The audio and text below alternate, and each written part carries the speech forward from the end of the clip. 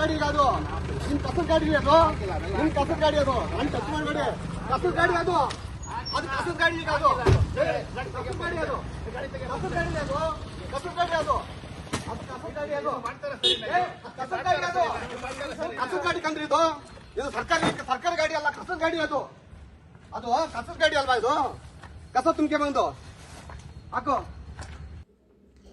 ಸರ್ಕಾರಿ ವಾಹನದಲ್ಲೇ ಬಂದು ಖಾಲಿ ಜಾಗದಲ್ಲಿ ಕಸ ಎಸೆದು ಹೋಗುತ್ತಿದ್ದ ಸರ್ಕಾರಿ ಅಧಿಕಾರಿಯನ್ನ ವಕೀಲ ದೇವರಾಜೇಗೌಡ ಅವರು ತರಾಟೆಗೆ ತೆಗೆದುಕೊಂಡ ಘಟನೆ ಹಾಸನ ನಗರದ ಗೌರಿಕೊಪ್ಪಲು ಪ್ರದೇಶದಲ್ಲಿ ನಡೆದಿದೆ. ನಗರವನ್ನ ಸ್ವಚ್ಛವಾಗಿ ಉಳಿಸಬೇಕಾದ ಹೊಣೆಗಾರಿಕೆ ಹೊಂದಿರುವ ಸರ್ಕಾರಿ ಅಧಿಕಾರಿಯೇ ಈ ರೀತಿಯ ಅಸಭ್ಯ ವರ್ತನೆ ತೋರಿರುವುದು ಸಾರ್ವಜನಿಕರ ಆಕ್ರೋಶಕ್ಕೆ ಕಾರಣವಾಗಿದೆ. ಘಟನೆ ಗಮನಿಸಿದ ವಕೀಲ ದೇವರಾಜೇಗೌಡ ಅವರು ತಕ್ಷಣ ಸ್ಥಳಕ್ಕೆ ತೆರಳಿ ಸಂಬಂಧಪಟ್ಟ ಅಧಿಕಾರಿಗಳಿಗೆ ಕಠಿಣ ಎಚ್ಚರಿಕೆ ನೀಡಿ ಮುಂದಿನ ದಿನಗಳಲ್ಲಿ ಇಂತಹ ವರ್ತನೆ ಮರುಕಳಿಸದಂತೆ ಸೂಚಿಸಿದರು.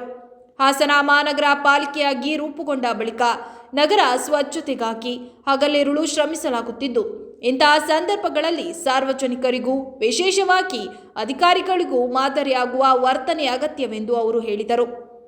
ಕಸವನ್ನ ಎಲ್ಲೆಂದರಲ್ಲಿ ಎಸೆಯುವವರ ವಿರುದ್ಧ ಕಾನೂನು ಕ್ರಮ ಹಾಗೂ ದಂಡ ವಿಧಿಸುವ ಬಗ್ಗೆ ಮುಂದಿನ ದಿನಗಳಲ್ಲಿ ಕಠಿಣ ಕ್ರಮ ಕೈಗೊಳ್ಳಲಾಗುವುದು ಎಂದರು.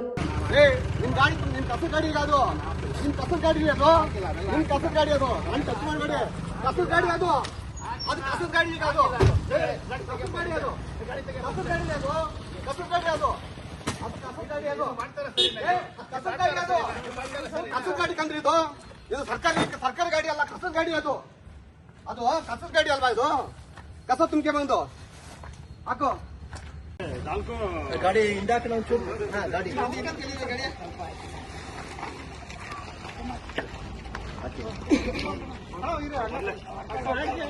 ಅಮ್ಮ ಕಸ ಹಾಕೋರಿಗೆ ಪನಿಷ್ಮೆಂಟ್ ಅದು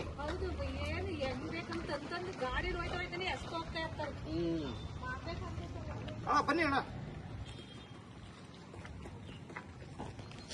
आजा आजा तुम लोग भी आ जाओ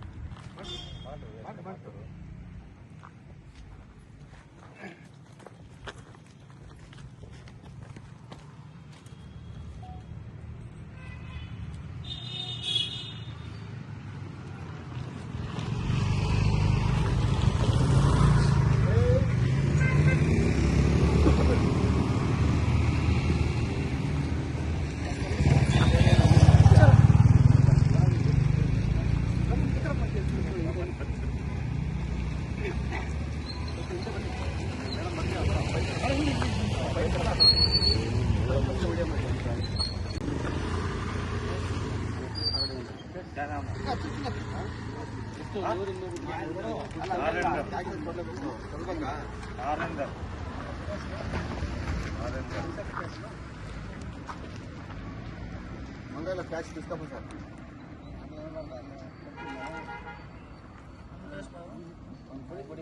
ಕೊಡ್ಲಿ ಫೈನ್ ಕೊಟ್ಟರು ಒಂದು ಕೊಡೋಣ ಅಲ್ಲ ಅಂತ ಇರುತ್ತೆ ಬಂದು ತರಬೇಕು.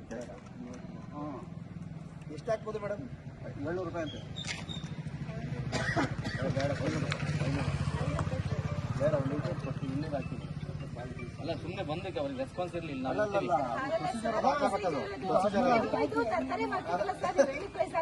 ಅವ್ರದ್ದು ಇರುತ್ತೆ ಸರ್ ಒಂದು ಸೆಕೆಂಡ್ ಪ್ರೊಸೀಜರ್ ಪ್ರಕಾರ ಹಾಕಿ ದುಡ್ಡು ಪರ್ಸನ್ ಏನು ದುಡ್ಡು ಮಾಡುತ್ತೆ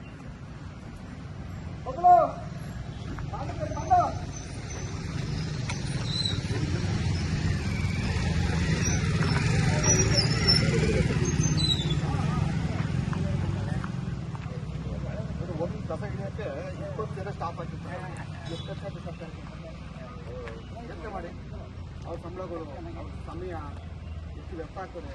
ಅವ್ರದಲ್ಲ ಎಲ್ಲಾರ್ದು ಅಲ್ವಾ? ಬೆಳಿಗ್ಗೆ